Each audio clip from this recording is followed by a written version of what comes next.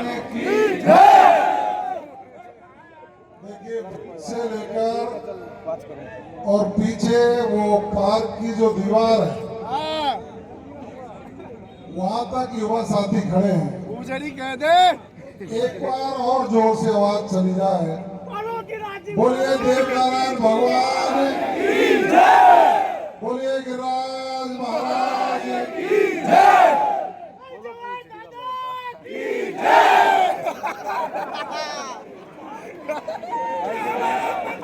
जवाब सिंह दादा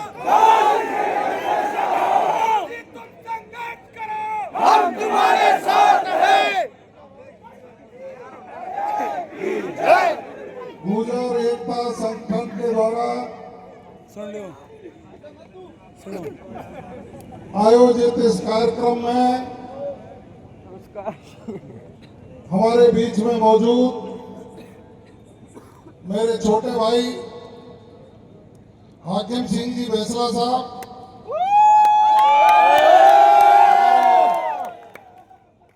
समाज के वरिष्ठ नेता आदरणीय महेंद्र सिंह जी खेड़ला साहब, डॉक्टर ज्ञान सिंह जी, नादान सिंह जी, मंच पर विराजमान सभी सम्मानित अतिथिगण, दिल को ठंडक पहुंची हमारे गायक बंधु और विशेष रूप से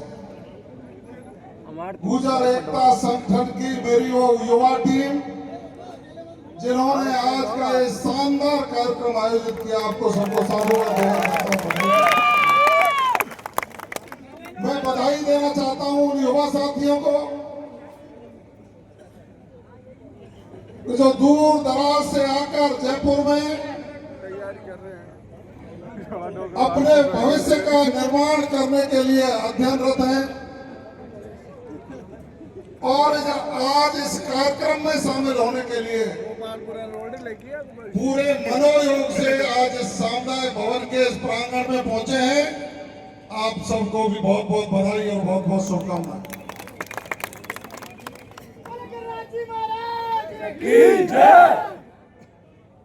आप लोगों का जोश देखकर मुझे निश्चित रूप से खुद को भी जोश आ रहा है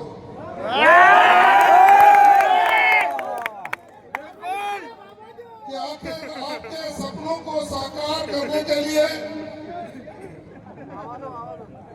सामाजिक स्तर पर ये टीम अपना प्रयास करती है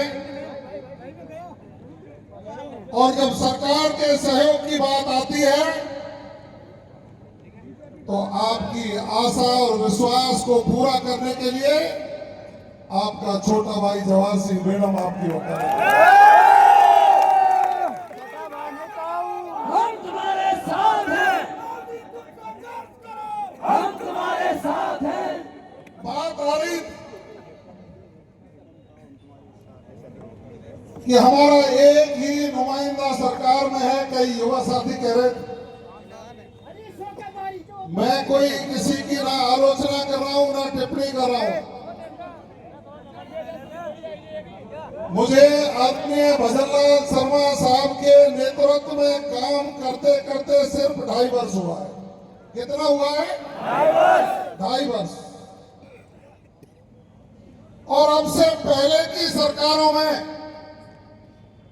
हमारे सम्माननीय, हमारे अग्रज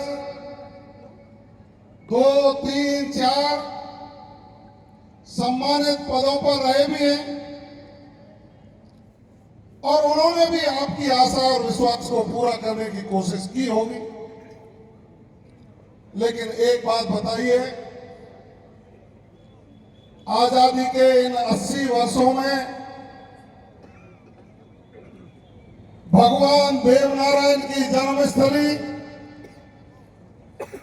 मालासेरी डूंगरी पर हमारी सरकारों के अलावा किसी ने 25 पैसा लगाया था क्या?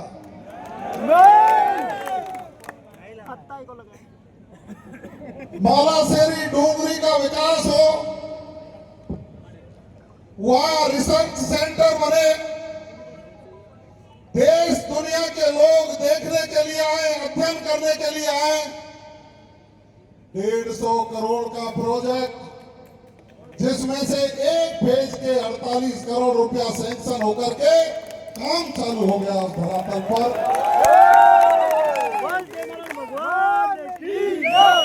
जब मैंने सोचा कि हमारी ये अंतर्राष्ट्रीय पीठ सवाई भोज और सवाई भोज के मंदिर पर पिछले 3-4 मंत्रियों की सरकार ने एक पैनोरमा मंजूर किया था, और उस पैनोरमा क्यों नहीं बना, मैं उसकी डेप्थ में गया तो उस पर नोट लगा हुआ था पिछली सरकार के कार्यकाल का कि ये जमीन सवाई भोज के नाम है, इसलिए इसमें पैनोरमा नहीं बन सकता। मैंने माननीय मुख्यमंत्री जी को आग्रह किया, मुख्यमंत्री जी ने कहा कि आप इसको देखिए।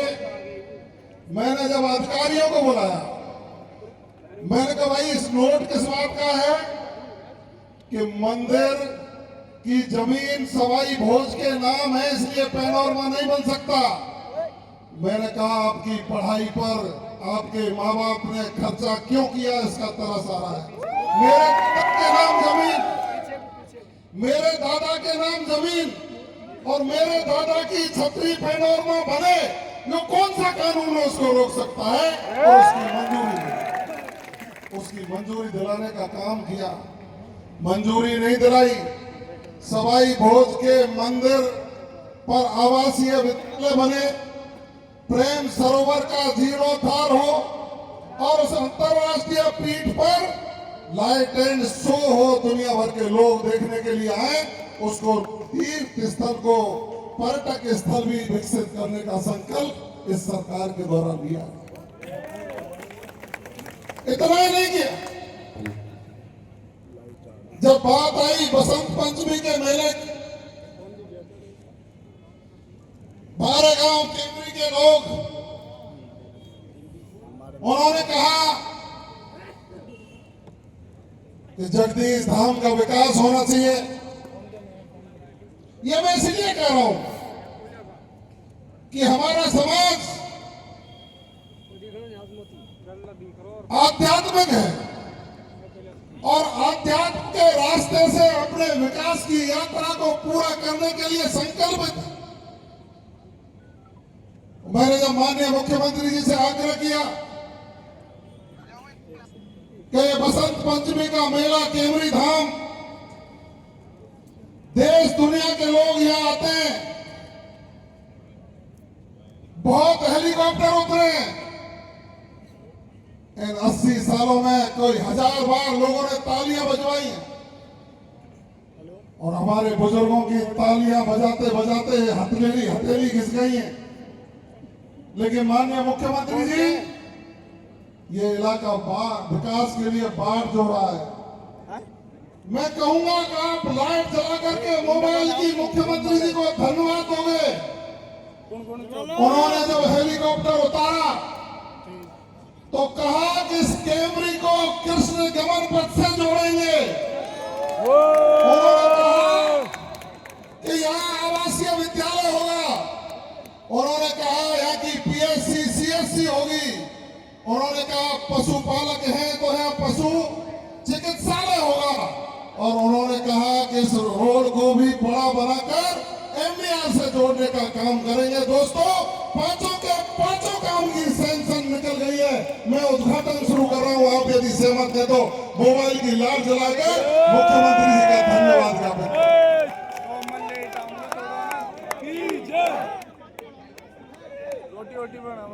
4-4 मंत्री, 5-5 मंत्री, बड़े बड़े नेता, हमारे पूजनीय अग्रज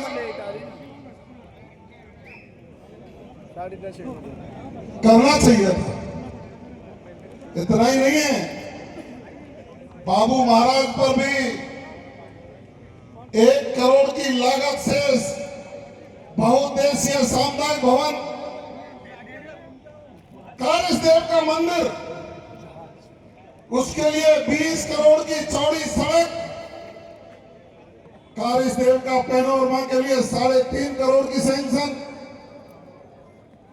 इतना ही नहीं है, जब पिछले दिनों देवमाली हम गए, माननीय मुख्यमंत्री जी से हमने कहा कि देवमाली वो है जो अंतिम समय पर भगवान देवनारायण जब वापस आए तो यहाँ के पहाड़ों में झुककर भगवान देवनारायण को प्रणाम किया।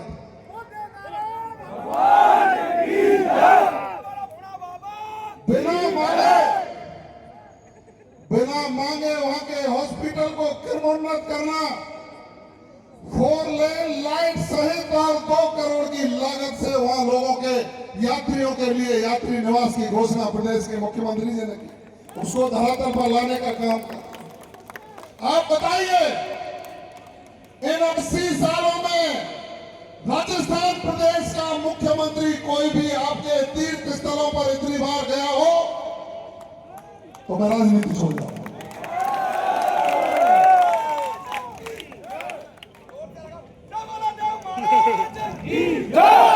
मेरा कोई किसी से ना विरोध है ना कंपटीशन है, लेकिन जब आप ब्रज में जाओगे, जो मेरा विधानसभा क्षेत्र है, वहां आजादी से अब तक जब शिक्षण संस्थान नहीं थे, कॉलेज, आवासीय विद्यालय, हॉस्पिटल, सड़क, नगर वन, पानी की सुविधाएं, अभी पाइपलाइन में काम चल रहा है। कई लोग वहां की लाइटों को देख करके चकाचौंध होते हैं कि ऐसी लाइट गांवों में भी लग सकती है। यह मैं इसलिए कह रहा हूं कि जब आप लोगों के भविष्य की बात आती है और जब आपके ठसकदार कोई बात कहते हैं, ठसकदारों की बात असरदार नहीं बजाए, तो जिनके लिए आप ताली बजाते हो आपके खिलाफ बयान जारी करते हैं।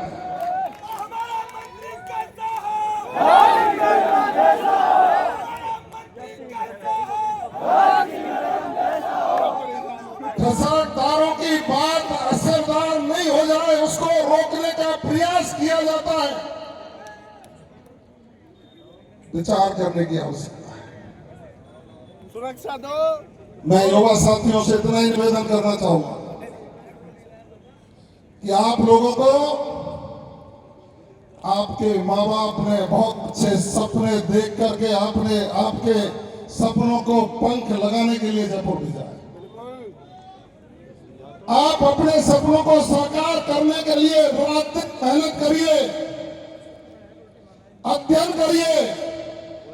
जब तक सरकार है, जब तक सरकार में हम हैं, आपके अधिकारों की संरक्षा और सुरक्षा करना मेरा कर्तव्य बनता है, मेरा धर्म है। और मैंने पहले भी कहा था, आज भी कह रहा हूं, मूंछों पर ताव दे के जियो।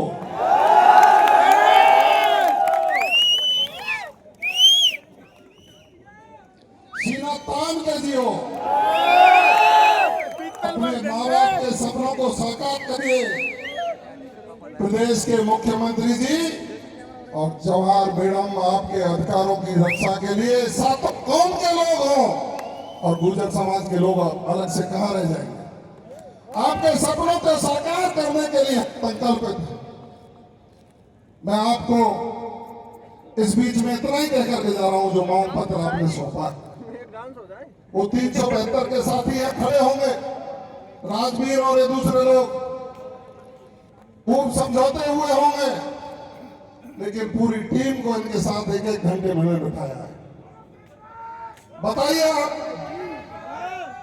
बिना किसी व्यवधान के 1-1 घंटे बिठाया है, समझौते जा रहे हैं। लेकिन मैं आपको कहता हूं, उसमें बैरियर है, बहुत बड़ी अड़चन है। उस अड़चन का रास्ता निकालने के लिए अब भी मैं रात दिन मेहनत कर रहा हूं। भगवान देवनारायण की सद्बुद्धि दे, हमारे ऊपर आशीर्वाद रखे, उसका रास्ता क्या निकल सकता है, कोशिश करो।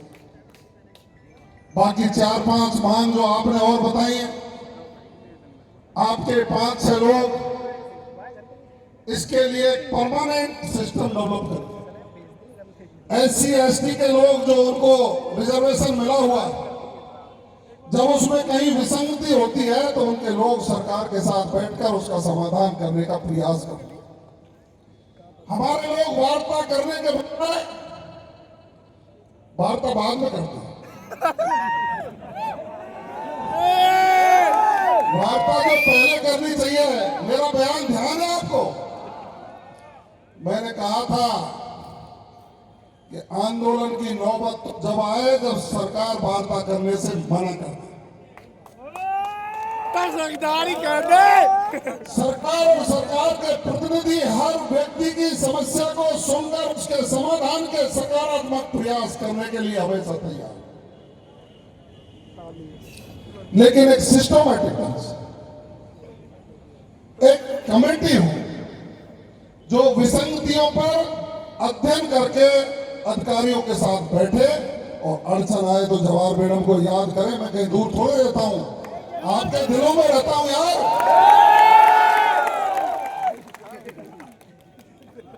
इसके सबको एक मैकेनिज्म तैयार करना पड़ेगा। इसलिए मंच पर बैठे सभी ठसकदारों की बात असरदार हो, उसका प्रयास हम सबको करना है। करना है नहीं करना है, करना है कि नहीं करना है, करना है कि नहीं करना है। किसको? मेरा जो कहना है, इन बातों को राजनीतिक मायने मत निकालना। मेरा कहना इसलिए है कि इन पर चिंतन और मनन करना। जब देश के प्रधानमंत्री जी मालाशेरी डूंगरी आकर के ये कह सकते हैं कि मैं प्रधानमंत्री के रूप में नहीं, देव भक्त के रूप में मालाशेरी डूंगरी पर आया, तो गौरव किसका बढ़ा? भगवान देव नारायण जी को विश्व भर के लोग ये सर्च करने लगे कि ऐसे विद्वान उस समय के व्यक्तित्व जिनके लिए विश्व का सबसे मजबूत नेता, उनको प्रणाम करके इस देश की और प्रदेश की खुशहाली की कामना करते हैं। माननीय नरेंद्र मोदी जी बिना किसी रिसर्च के कहीं नहीं जाते हैं। वो प्रामाणिकता के साथ, उनकी बहुत बड़ी खूबी है, प्रामाणिकता के साथ अध्ययन करवाने के बाद किसी स्थान की महत्व और उस पर अपना बयान जारी करते हैं। उन भगवान देवनारायण जी के आप सभी वंशज हो, तो आज एक संकल्प लेकर के जाइए, आप हजारों की संख्या में युवा साथी, कि हम नशा मुक्त अभियान का समर्थन करेंगे। हम नशा मुक्त अभियान का समर्थन करेंगे। संकल्प लो, पीछे तक हाथ खड़े करके समर्थन करिए। ये मेरा कि आज के समय पर बहुत बड़ी शक्तियां आपकी शक्ति को नष्ट करने के लिए लगी हुई है। वो युवा साथियों को दिशाहीन, दिशा भटका करके गलत रास्ते पर ले जाने की कोशिश कर रही। लेकिन हमारा ये सपना है कि ये जो चारे सामने खड़े हैं, जब आप कहीं जाए तो किसी ऑफिस में बैठे मिले, कलम इनके हाथ में हो और निर्णय करने की क्षमता आपके पास हो। हमारा सपना वो तभी साकार हो जब हम व्यसन को छोड़ेंगे, कुरीतियों को छोड़ेंगे। कर्नल बैसला साहब वैसे ही नहीं कहते थे, क्या कहते थे, क्या था उनका स्लोगन?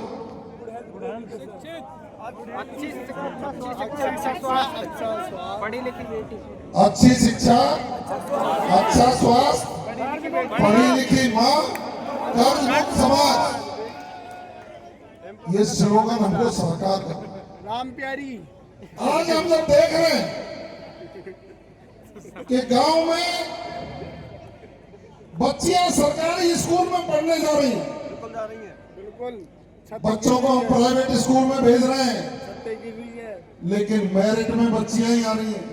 गलत कर रहे हैं ये कारण आपको खोजने पड़ेंगे कि हमको एकाग्रचित होकर के अपने अध्ययन पर ध्यान रखना है प्राइवेट स्कूलों में।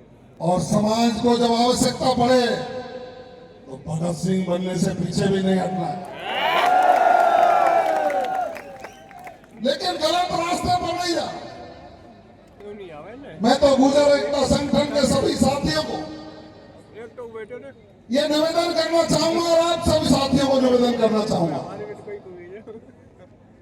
आप कितने लोग हैं जो मेरे सरकारी आवास पर आज तक गए? हाथ खड़ा करके बताइए। कहीं डाड़ कर दियो? हवाई नहीं गए। फोन गया कोई व्यवस्थाओं में कमी मिलती है क्या?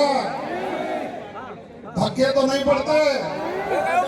किवाड़ बंद तो नहीं कर लेता कोई? अरे वो आपकी मेहनत और आपके सपने और नगर विधानसभा लोगों के आशीर्वाद के बाद एक सरकारी बंगला मिला है, मेरा नहीं है, उसमें सब में आपका सिर है।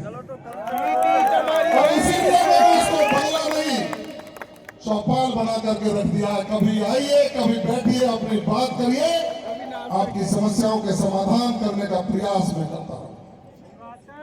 ये है तो आप सबको बधाई देते हुए ये कहूंगा, मैं जब जा रहा था पांचना बांध के वो, क्योंकि सभी किसान अपने भाई हैं, चाहे ये पक्ष हो, चाहे वो पक्ष हो, चाहे वो पक्ष हो। तो मुझे वहां जगरोटी की 5-7 बहनें मिली, लूड़प है।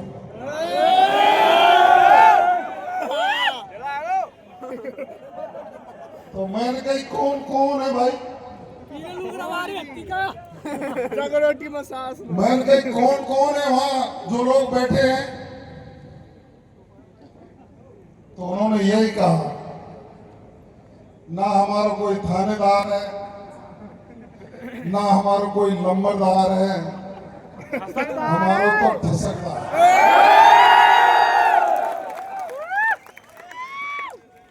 मैंने उनको एक ही बात कही कि ठसकदारों की बात को असरदार करने वाला भी आपके साथ है। दो भाई दोनों तबाही। तो जब उन्होंने जैसे देवलेन मोड़ से मैं निकला तो उन्होंने कही कहां का पानी खुलेगा? मैंने कही जिन जिन का अधिकार है सभी और खुलेगा। जब गीत गाया हो कौन सा? कि जब 5 नापे थे आवे तो फिर उन्होंने गाया कि नंदी नंदी अयो कंदी खोदती मिलो। तो मैंने वहां जाके पूछी गुरला, तो इनके पटेल ने कह रहे साहब भैंस वेर की छोड़ी।